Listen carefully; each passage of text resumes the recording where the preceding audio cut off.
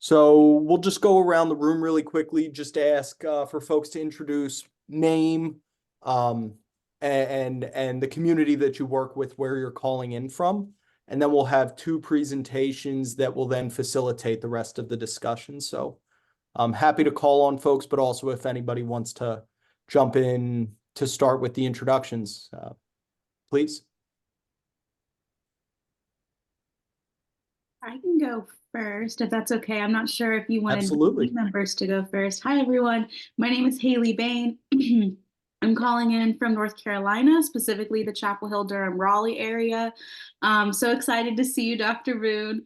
And I am the lead collaborative coordinator for the North Carolina System of Care team. So it's my job to support 83 collaboratives across the state that help youth access mental health services and help communities overcome barriers for youth accessing those services. So I help support the collaboratives, and then I also do a little bit of strategic planning on how we can get all the systems to work better together. So excited to be here with y'all.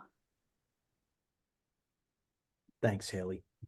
I'll tag on to that because I also am youth focused. Anina Hansen. I'm in New Hampshire. I'm the project manager for Trauma Responsive Monadnock, which is less than a year old, and it's our first trauma-informed community program in the state of New Hampshire, basically. And we have a specific focus on preventing and mitigating trauma in youth. So I'm really excited about this conversation. Thanks so much, Anina. Reb McKenzie from Claremont, New Hampshire, just north of where Anina is. And thank you very much for being here. So glad to see Dr. Boone here. Thanks, Reb.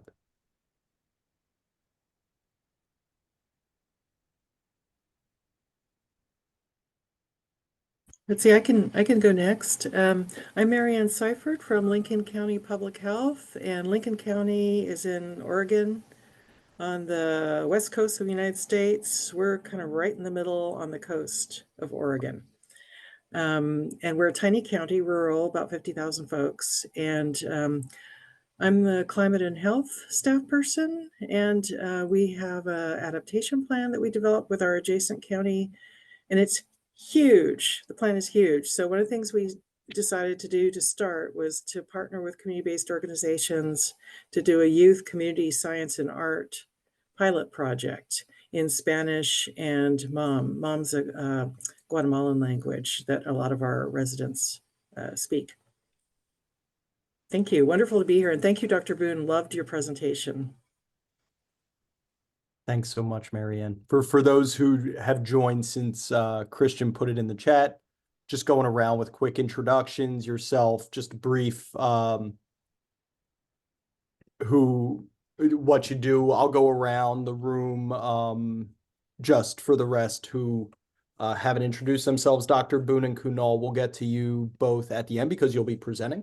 And so we'll get to you both. But Scott, if you don't mind, if I call on you. Yeah, thanks, Jesse. Hi, folks. I'm Scott Vu. I use he, him pronouns. I work at Multnomah County Health Department. You might know that better as Portland, Oregon. I work on a suicide prevention team, and excited to be here because one of my coworkers, in the past 2 years, I started a Multnomah Youth Suicide Prevention Coalition, as well as a Black Youth Suicide Prevention Coalition. And so I'm here to help him address the climate health intersections. Thanks. Thanks so much, Scott. Liliane? Thank you, Liliana Mavridara here.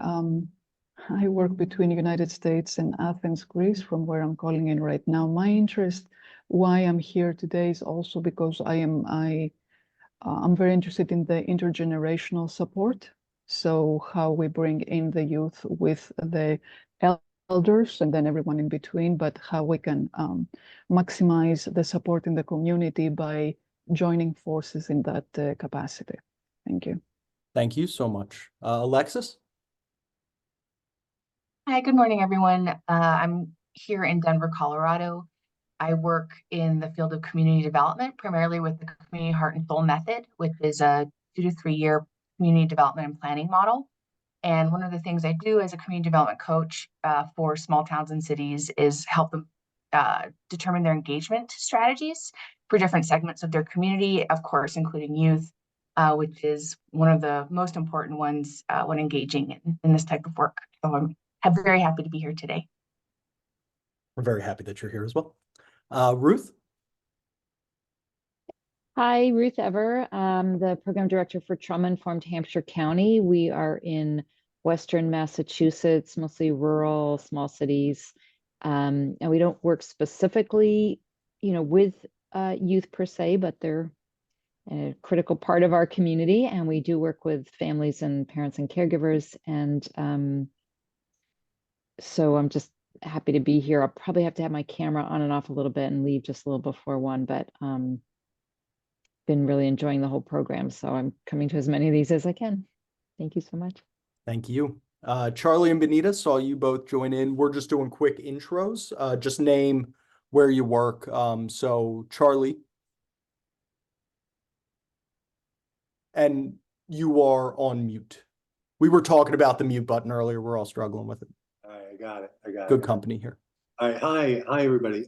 So I'm a clinical psychologist. I work in Westford, Massachusetts, and a lot of my work is with children and families. And so part of my interest is not only learning some of these skills about how to help kids around these issues, but how to find a way into those conversations when they don't necessarily come to us with that as their big concern.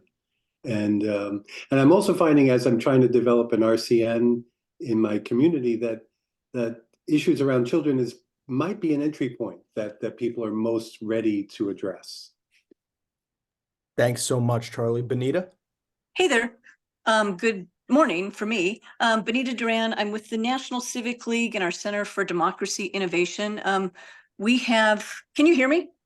Yep. Okay. We have a number of youth programs that we do, but we are particularly interested in youth and civic engagement in this space, and have a number of pilot efforts throughout the United States related to youth resilience and youth civic engagement and leadership programs. So very much interested in this conversation. Thank you. Thank you, Benita. Callie, I saw your note in the chat, so don't worry about video. Oh, I see you. Hello, Callie. Hi. My name is Kali Tennis. I'm in Dauphin County, Pennsylvania. Our project is called Healthy Village. And we started out with the notion that we would focus on opportunity care and food deserts, focusing on those health equity zones. And so our project has been sort of like informed and reinforced because we're in the early stages by every single session. So we're at this point, we're a community-led place-based initiative, and we're sort of digging in to the idea of engaging with youth, having a community action board, and really focusing in on supporting families so that that intervention and prevention point that's critical before youth enter school, that we can engage at that point in that 0 to 3 space. Thank you so much. And Cindy, if you're able to introduce yourself quickly. Hi, I have a full-time job, but a part-time job also as a therapist working with youth and adults. Right on. Thank you all for being with us. Excited for today's conversation with all of you. Bob, I'll kick it over to you to introduce Wanda and Kunal to start us off. Great. Well, thank you. Good to see everybody. A number of other people said they couldn't be here, but are looking forward to seeing the video of what we talk about today. So it is recorded. We've invited 2 people, one of which you already know, Wanda, Dr. Boone, to speak with you, who really work directly with youth on the trauma and toxic stress. The first speaker, and these are going to be short presentations also, like we have in the past. And then the last half hour or so, we'll just have a conversation about these issues. But the first speaker is going to be Kunal Palawat. Kunal, please tell me if I have that right.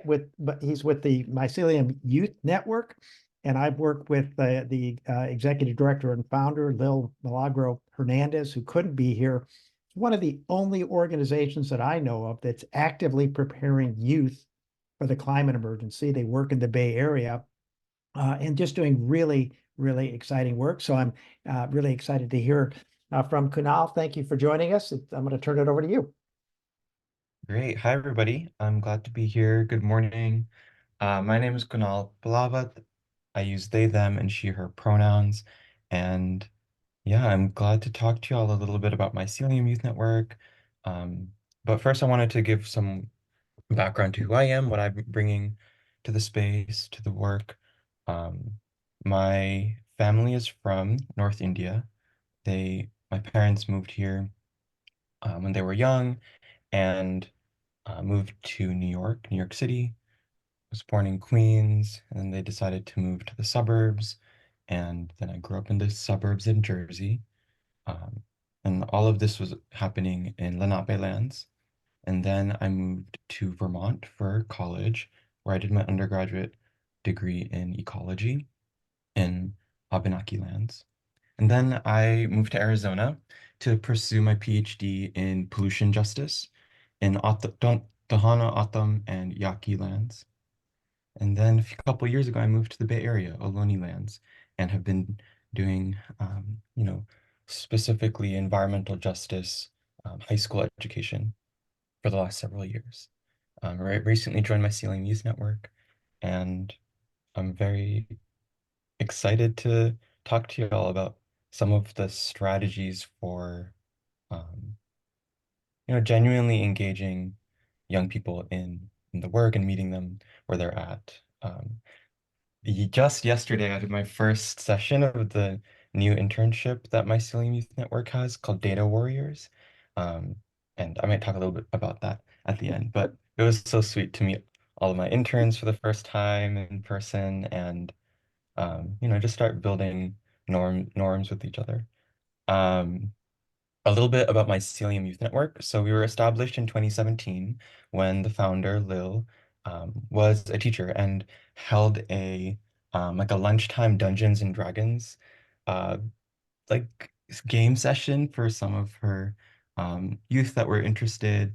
And I believe it was elementary school at first. Um, and that kind of just turned into building really strong relationships with um, the young people and their families. And it ended up also coming out that they were um, stressed and but maybe this was before climate anxiety was a really popular term or getting more popular. They were already like experiencing climate anxiety and even climate apathy and had trauma. A lot of folks also not just like an abstract kind of anxiety, and I think that's something that's really important. Sounds like some folks are working in communities of color. A lot of communities of color, immigrant communities are experiencing like climate trauma from a very lived, like, firsthand sense. It's not just this abstract, like, oh, the world is ending in this, future kind of thing that a lot of more privileged folks in Western countries might have like a general like anxiety or doom, but a lot of the folks that we work with at Mycelium Youth Network are are experiencing or have experienced the climate apocalypse in many ways already. Um, and so the Dungeons and Dragons games turned into exploring different worlds, exploring apocalypse, exploring and learning about survival and the different ways that humans can understand natural worlds and the social worlds to survive. And so over the years, that's morphed into a lot of different educational programs. We're in high schools, elementary schools. We also run um, what we call youth leadership councils, which are for some of our high school offerings, bringing young people into a participatory research process to identify, um, community needs and community action goals, and then helping them like make it happen, and building up the skills um, to influence our communities. Um, and I'm gonna share a couple slides. If I could get screen sharing, that would be great. And just to keep talking about some of these ideas.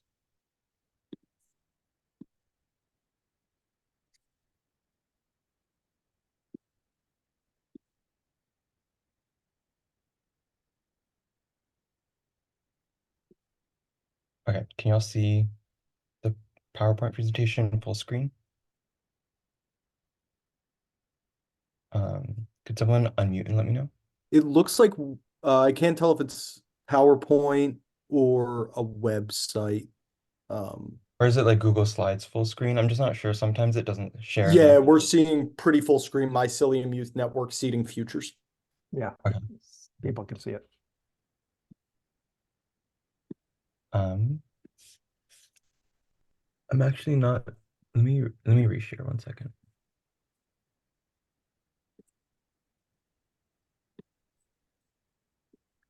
That was my Data Warriors website. This is That looks like a full screen slide, yeah. Okay, great. I just put up the Google site yesterday, so sneak peek. Okay, so yeah, I introduced my Mycelium Youth Network a little bit. And now I will talk about some of the types of youth engagement that we engage. So this framework graph is showing a few different forms of youth engagement, and I'll give everyone a second just to read through it. It's a flow chart that helps you, potentially categorize what type of youth work you're doing.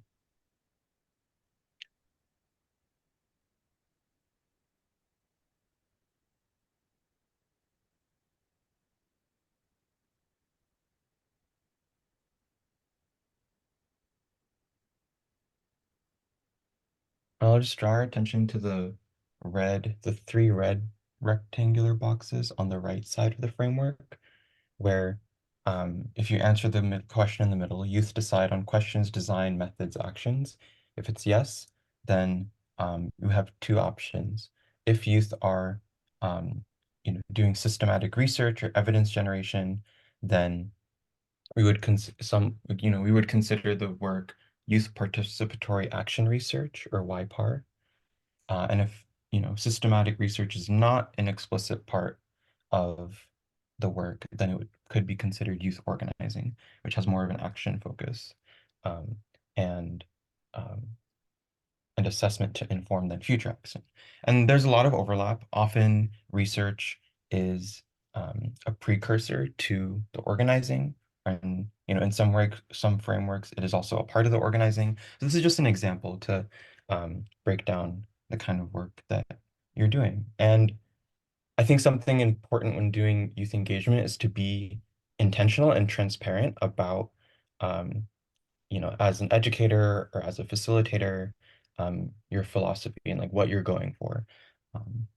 If I'm trying to do youth participatory action research, but the young people I'm working with don't know that, or don't know what like my like identity development models are, or they have no say in like deciding our goals and all that, then it's not going to be very relevant work that we do. And there'll be, it's also like a missed learning opportunity. And um, it's important to make sure that the young people are involved in as much of the process as possible.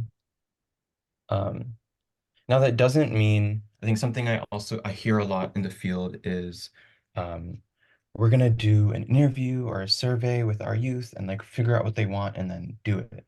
But that is, can still be a very extractive process. Often young people are, over surveyed, over tested, um, over surveilled, and oftentimes research can just feel like more of that, and it is more of that, and can be really very extractive.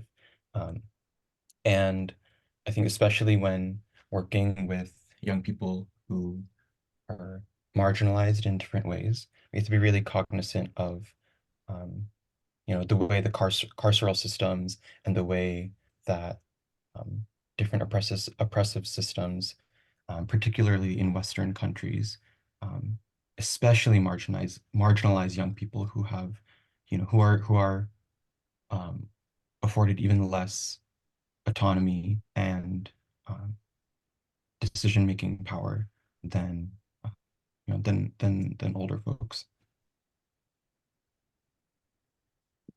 I wanted to then share a slide that encapsulates some of Mycelium Youth Network's philosophy on research justice.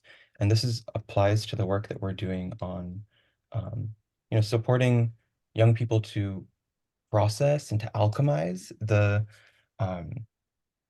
anxiety. And oftentimes, like, anxiety is not even a strong enough word for what folks are experiencing. But this cycle on the left is showing the, highlighting the relationship between climate and community resilience, that those are the same thing. Applied science, technology, engineering, should also say art and mathematics, STEAM, and indigenous ancestral traditions and wisdom. So all three of these sections come together to inform our lesson plans, the structures of our youth leadership councils, the way we have conversations in staff meeting, who we partner with, our climate allies, the different events and actions that we're bringing young people to. And I think it is also really important to have named values, named tenets even, that are that can be informed and changed by the people that you're serving. And this, goes for whether you're whoever you're working with. If you're saying that you're a community-based organization, it is really important that you can then be molded and changed by the communities that you are hoping to be based with. Because the second that we're not able to be responsive and flexible, then we're no longer community-based. And maybe and sometimes it's okay to not be a community-based organization, and then just don't say that and say you're doing something different. And that's, a couple of the main points I wanted to make today. First is that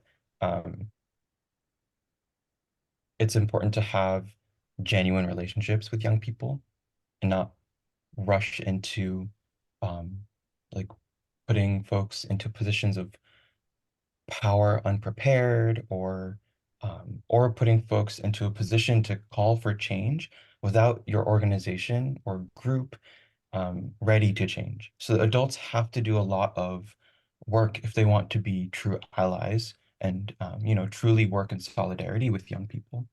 We have to be able to change ourselves and have the humility to give up, to cede power. And if I've seen lots of organizations, like, yes, do a survey, a focus group, maybe even have a youth leadership council or advisory board, or have a youth position somewhere in their organization, but be totally unsupportive of that person's identity and leadership development, and be unwilling to change and shift based on what they're saying. And I think I'll just, yeah. Could all this about, this has been very, very helpful. Would it be okay if we now actually hear from Dr. Boone, and then we come back and have more of a discussion about these issues? Yeah, that would be great. I was just wrapping up, so perfect. Great. Okay, great. Well, thank you very much, and we look forward to diving into that a little more. And now you all know, I think, Dr. Wanda Boone, who's the CEO of TRY, together with Resilient Youth, and she's going to talk about their Change Your Words, Change Your World program. So, Wanda, thank you for coming back one more time, and it's all yours. Thank you so much. I've enjoyed it so much, and I'll come back every day. So I just briefly want to tell you a story about what happened last night at a meeting where parents, community members, and youth were involved. And we finally were separated into groups of more youth than adults. And the question was posed, okay, what I want you to do in this circle is youth, you talk about what your concern is, and adults, parents, you listen, and then let the young people report out what they heard and what they learned from you. Okay. So we got into the group, and as you would expect, nobody said a word, not an adult, not a parent, but everybody was, just sitting there. And I said, so what are you concerned about? And they were so, of course, nervous, and nobody knew each other, right?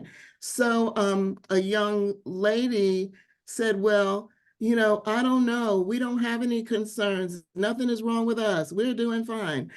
And so I said, well, can you tell me about anybody that's used a vape? All right. And so then boom, boom, boom, boom, boom, they started talking. Where do you use vapes? Why are you concerned? And then they had a conversation about where vapes were used, why someone that they knew used a vape in school and they didn't see them anymore because they got suspended. And what do you think we should do about that? In that short amount of time, giving youth the opportunity to say what was on their heart and provide a solution was something that was critical. So what are the pieces? I think we've already heard the pieces, but I just want to demonstrate how a conversation can lead to youth involvement. Who wants to stand up and give the information about what you decided, what you talked about? The quietest one in the circle raised her hand, and everybody looked and said, you? They didn't say it out loud, but you could tell that it wasn't the most talkative one. She stood up, her grandmother was near her, and she was shocked. And she just gave the whole rundown. In vapes, it's like 20 cigarettes in a pod, and just went on and on and on and on. So I just want to say, I don't consider myself a child whisperer, but I will say that if there is an element of humility, trust, fun in your engagement, then that is key. And then now they want to be members of the coalition. So I just wanted to say that because it's the heart, and then comes the curriculum and those kinds of things. But do I have a voice, and does my voice matter, really is a key element. Okay, so that wasn't what I was supposed to do, and so I apologize, but I just was thinking that was wonderful. All right, so change your words, change your world.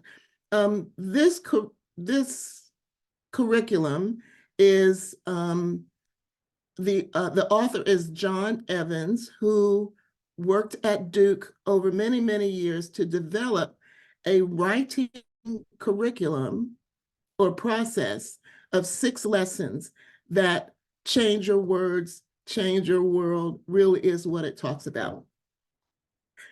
So let me just read from this, because as you can see, I could go on and on.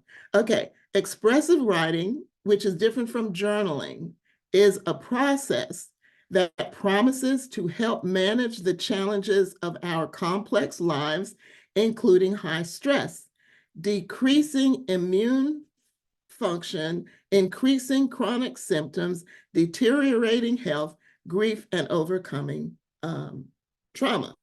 It has been, here you go. And this is for youth and adults, but I'll tell you how we applied it to youth.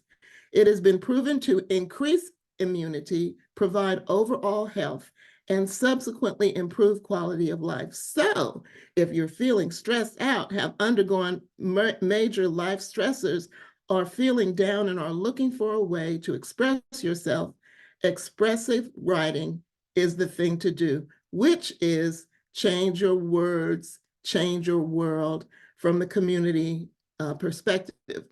And so Dr. Evans passed away January 2021, which was devastating because not only did he train me and others, but he said, you know, Wanda, I've been wanting this model to be provided in a community session and to involve youth. He was on the verge of introducing a kid, meaning elementary school process for writing for health, change your words, change your world. And so he said, I want you to be a master trainer, to train others and help others enjoy this process. And so it's a 6-week long series with 45-minute to 1-hour sessions where these methods are delivered. And it's a journey of self-discovery. So let me just give you some information about what this looks like for adults and youth, all right? Because it really is life-changing. And what young people and adults say, 95% of them have found a change in their level of stress, ruminations, woo, we all need that. And just feeling that they can function better in life. So in week 1, you write about you personally. So you decide what challenge you want to work on or what's bothering you or what the concern is. And then, and they're 15-minute sessions where you kind of dissect that. So to write about your deepest thoughts and what surfaces for you, and then 15 minutes about your experiencing challenging personal experiences during whatever period or anything else that comes to mind. Prompt 4, considering your previous writing, then you continue to, how do you want to relate to yourself and others during this time period? And what does it look like for you if you consider several months from now? How has that changed based on what you are determining in yourself? Then writing to release and integrate difficult emotions. So this is when you begin to express the emotions about your big why or what happened. And and you write a compassionate letter to yourself about how you would encourage yourself or give advice to someone else about what you're experiencing. Because many times we have challenges and the first thing we want to do is give advice to somebody else. But what kind of advice are we giving ourselves and the grace that we're giving ourselves in terms of dealing with this situation? Often those things remain buried for us as we work with youth, community, families, or anybody else in terms of what they're experiencing. So, you know, this kind of turns the table on that. Writing to let go. So I'm not going to give a definition for each of these because there's 6 sessions and we need to keep moving. Writing for acceptance. Yes, this is the way that it is now, but how can we change it because the situation doesn't have to last forever? Week 3, writing to nurture gratitude. I'll keep moving on. In the next session, it's poetic writing or putting sentences, words together to think about how you're feeling. Appreciation for what you can appreciate. Week 4, writing to enhance strengths and resources. Okay, let me keep going. Week 5, writing to cultivate positive meaning and savor goodness. Silver linings, for example. Week 6, writing to invite insight, perspective, and growth. So that's reflecting on what you have thought about in your great problem. And by the time you get to week 6 and write about that, then it's like it's a release.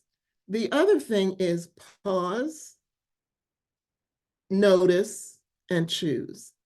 This is the one aspect of writing or change your words, change your world is how often, and think about this for youth, ruminations, getting rid of those, understanding that they come, but they don't have to be yours.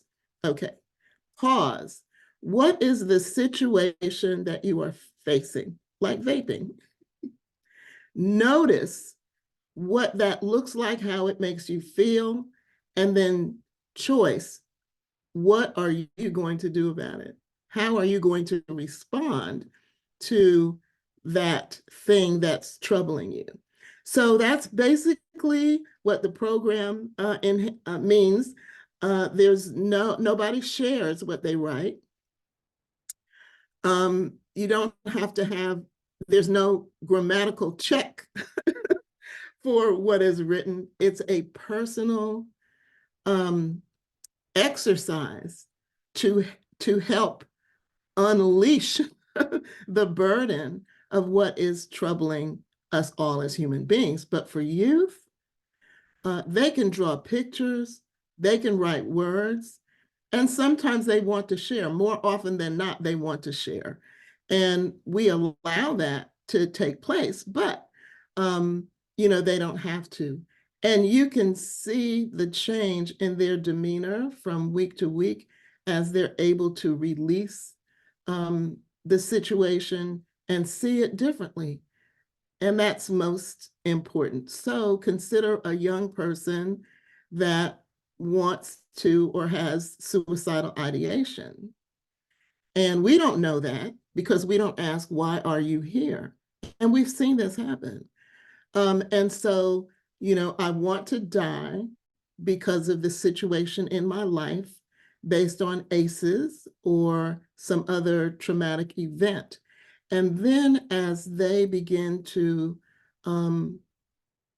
dissect that from week to week, and it doesn't take 5 weeks, but from week to week, then they're able to notice and enhance or see themselves in a new light. So this is an inner work that doesn't require somebody to keep asking questions. Well, how do you feel now? Are you okay now? But there is an evaluation that says you were feeling this way at the beginning of the 6 weeks. How do you feel now? So some young people want to and need to be a part of the collaborative process, which is tied into all of this. But so that's change your words, change your world, and there's information about it on the website. So Thank you so much, Dr. Boone. We've already got some questions coming in the chat. Welcome other folks from both presentations to share that or to ask any questions.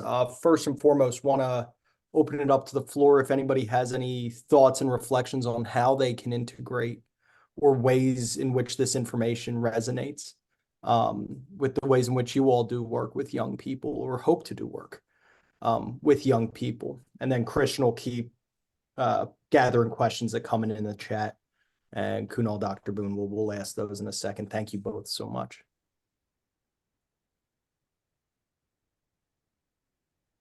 Well, Christian is going to read questions in a second here or comments. This is Bob. I just have a couple of questions for both of you. How do you get youth to engage in your program? So how do you, Dr. Boone, how do you get youth to engage in the writing program, especially if they might be somewhat suicidal, as an example? Are they likely to want to engage at all? How do you reach out? And Kunal, how do you get people youth to engage in any kind of projects that the Mycelium Network is doing?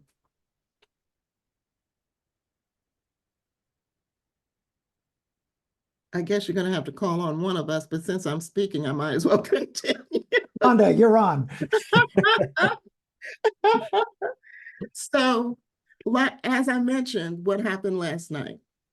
So with our youth coalition, they've already bought into the entire process, right? But when we want to talk to other youth, we invite others through schools, through the community because we work with grassroots underserved communities. And so we want to hear what you have to say, well, there's nothing wrong with a focus group, but we want to hear your voice about this challenge. And so many of them attend those meetings because they want to talk.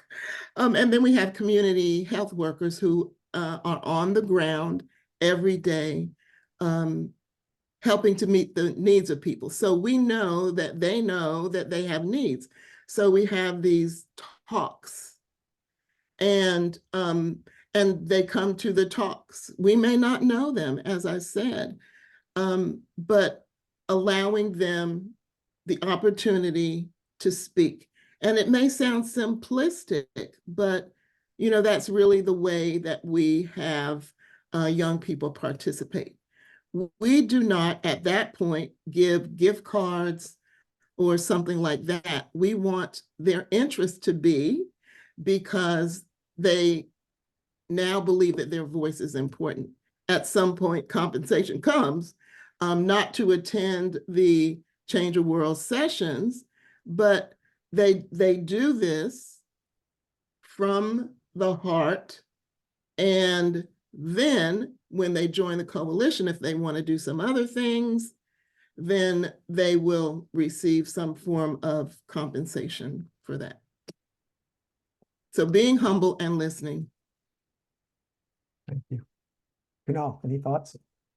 Yeah, no, I really appreciate that answer about humility. That's huge. And for us, it's also and Dr. Boone, you're talking about this also, like being in community, like just people know us, people know our educators, families know us. We have relationships with other teachers and administrators, different grades of students. The internship that started yesterday was all of my interns are coming to me because they know someone else in a mycelium program, or one of their friends told them, oh, this thing looks so interesting, like you should totally apply.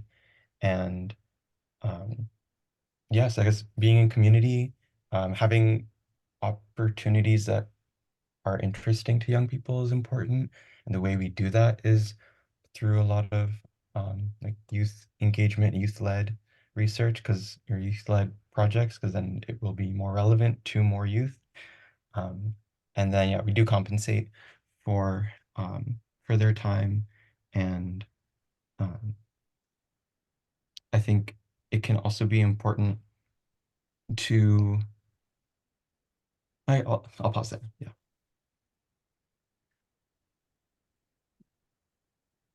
Thank you. So Christian, can you read any other questions for everybody? Yeah, just a quick question for Dr. Boone here. How would somebody be able to get involved with the Change the Word program? I believe you mentioned like being there's a certification involved. How may somebody get that process started? Are you asking me? Who Yes, is yes, for Dr. Boone. Repeat the question. No problem. Yes, we have a participant curious about how they would be able to use the Change the Word program in their practice. Okay. So it really doesn't matter what program we're talking about. Change Your Words, Change Your World can be inserted into it as a standalone process for anyone that wants to dive deeper into the challenges that the adults or the youth have in your program. So you can just email me or get in touch with me, and I would be happy to help you to be a part of that program. Thank you. Alrighty, so we have a great point about adults being ready to change. Is it enough if they listen to youth? This participant's planning a session with elected officials, with youth sharing changes that they would like to see, and electeds sharing how to make those changes.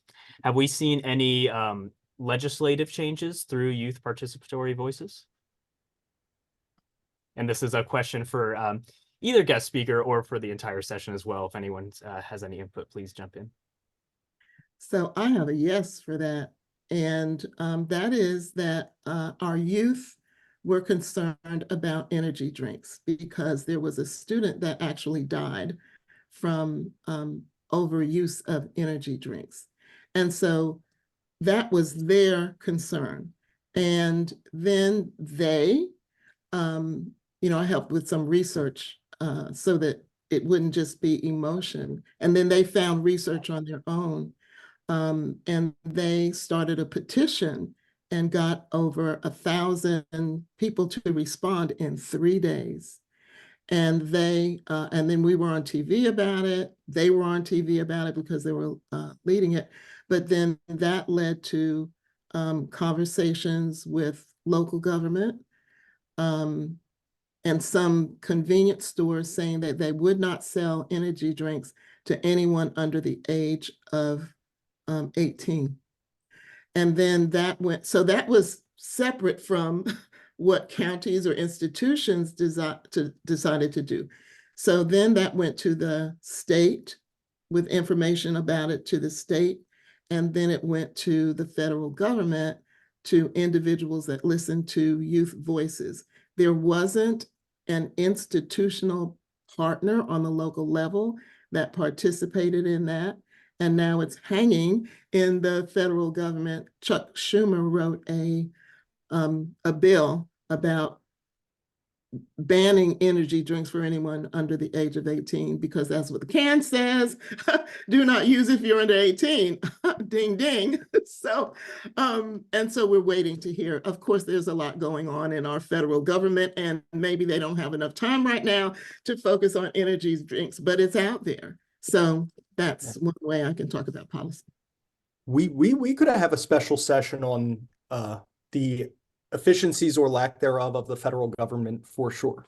But that's very exciting to hear, Wanda. Just as another story very quickly, if it's okay. In Baltimore, similarly to what Wanda just shared, there was a school shooting at Frederick Douglass High School. Young people, it was a group of 3 young people, went to a city hall meeting. One city council member who was a former educator himself and was particularly engaged in community meetings with young people across the city. And in 2021, I believe, or in 2020, the Elijah Cummings Healing City Act was passed. Sort of in both of those stories, tragedy sort of precipitated that advocacy. What we at CTIP are trying to work on is a little bit more of a proactive approach to youth advocacy, where there is tragedy every day, of course, and growing rates of homicide, overdose in our country, sort of generally across trend lines year to year.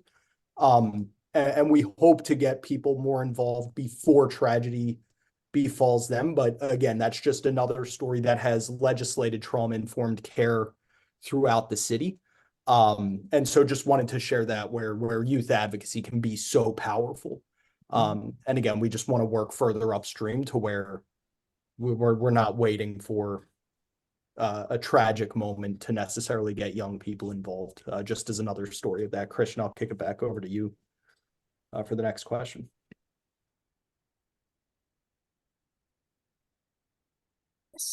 Just following up on a compensation question, kicking it back to the group here. We had a question specifically for Kunal about how their organization compensates or employs youth subjects. Is their compensation different for youth 17 and under? What does parent engagement and youth recruitment look like for youth ages 17 and under? And I see that was touched on in the chat, but if Kunal, you be willing to speak to that maybe briefly for the group here, that'd be fantastic. Thank you.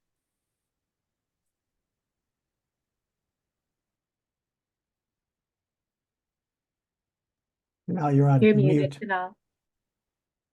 Sorry about that. Youth are paid, the high schoolers are paid as volunteer contractors right now. And unfortunately, because of funding, the US government policies, like we have to have folks submit W-9s, and they're considered volunteers. We're not hiring youth as staff or employees or doing work permits. And so all of our programs are also like are optional, and there's a different like breakdown of what all of that means. As far as I know, compensation isn't different for high schoolers or recently graduated students who are maybe older than 17, and parent engagement looks different for each student and for each site that we're at.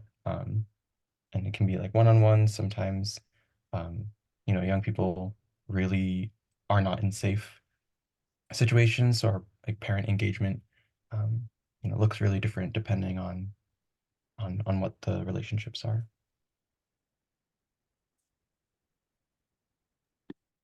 Thank you. We appreciate that. Another question for Kanal. Can you please share more about the STEAM programming that's happening in classrooms with formal curriculum versus out-of-class participatory research? Yeah, so much of Mycelium Youth Network's programming is not connected to like a formal like classroom teacher. It's informal science education, which gives us a lot more freedom to explore different ideas around environmental justice. We have, our website has some more details on this, but we have a Water is Life curriculum. There's a Clean Air is a Right curriculum. It's really focused on some of the concerns that young people and their families have the most in our communities. The curriculum is coming out of like direct calls and asks from community members.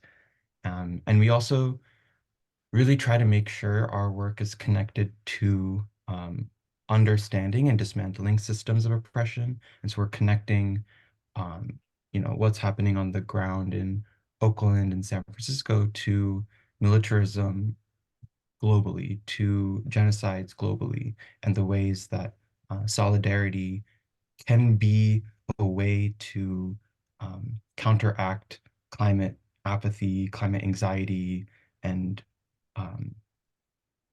feelings of desolation. It's like if we're in solidarity with each other, if there are tangible actions and things we can do to change the world and connect with struggle across the world, then it's more exciting and more hopeful to be existing in the world.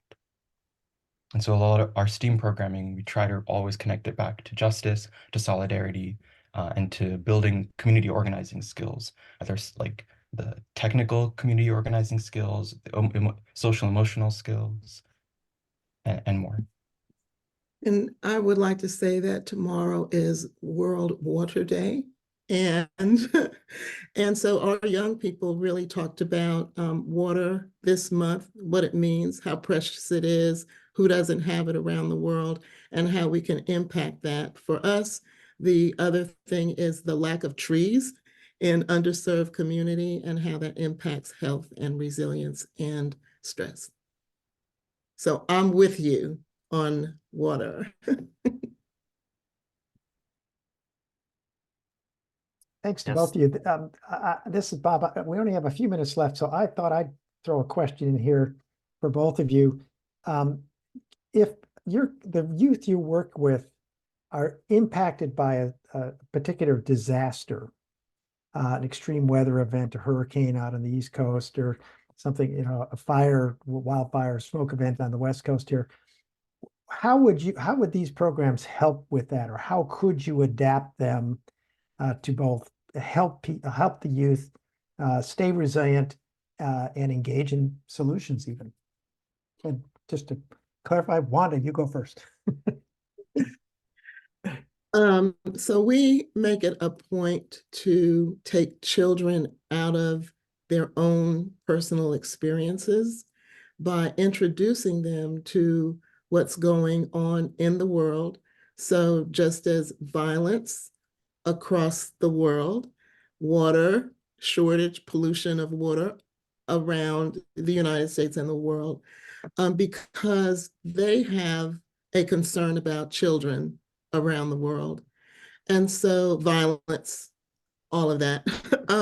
And so they want to and are involved in how they can relate to children where they think their lives are the worst that could ever happen, to looking at their lives and the resilience that they have in reference to children of need, people of need around the world. So they are looking for and have found some pen pals around the world who, I mean, their heart is touched. And children have compassion no matter how deficit the social determinants of health. And I think that that's how we change the culture that we are living in now. Thank you. No? Any Yeah. thoughts? Can you repeat the question for me, Bob? Well, so it's if you have a major wildfire or another smoke event out in the Bay Area, how do you help the youth that you work with deal with those issues? Yeah, you know, the Bay Area has deals with intense human-caused mega fires, wildfires, and you know, the young people are experiencing everything from the like asthma issues connected to it, air quality, like yeah, the sky is turning red.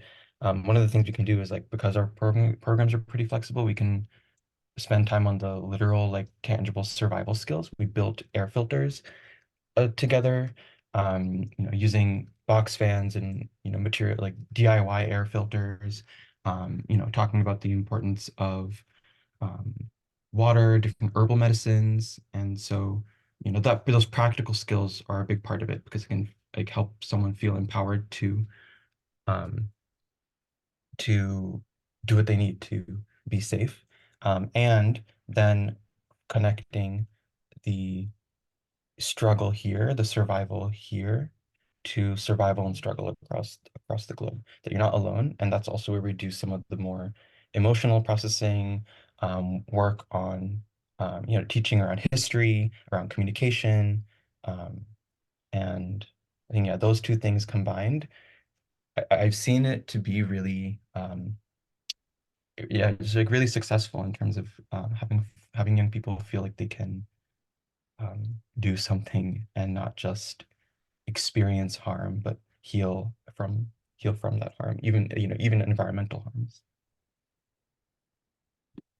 Great, thank you for both of those comments. It seems, you know, it may help youth understand they're not alone, building that solidarity, but also giving them those emotional skills and the ability to articulate it through writing or other ways. It sounds like those are the kinds of things you would recommend, and I think that would be very helpful for all of us in the programs we're working on. So with just a few minutes left, do either of you have any final comments to offer? If people are going to go out and start their own resilience programs in their communities or their neighborhoods, any last thoughts you'd like to offer? Dr. Boone? Yeah, so I think it's very important to be humble and to recognize our own stressors, and that if we are feeling disconnected, then what are our youth feeling? And meeting there, not having to tell them the whole story of our, you know, issues, but understand that we are all in pain in some way, and that if we're connected, we can become more resilient. Thank you. No. Yeah, and I think just emphasizing that, you know, the systems as they are have to change because things right now are not supporting youth to be well, not supporting communities um, to be healthy in the face of climate doom. And so we have to be open to really shifting, you know, organization structures, government structures, and more. And the youth are going to lead that with our support, not abandon them or pedestal them. I think that's critical. Yeah, they're the future. They're going to lead that, and we need to support them to make that happen. So, well, thank you both for joining us today, for taking the time, and for this really incredible wisdom you've offered everyone. And for all of you who are on the listening in or participating, you should be able to get their emails and websites, see their websites for more information. You can follow up with that. I hope, again, you're not overwhelmed with questions, et cetera. But we're out of time now, but yeah, let them happen. I just want to thank you both for taking the time, and I wish you all a good week, and all the participants. I'll also see you next Tuesday for the next community practice session. So thank you all for the great work you're doing. Take care.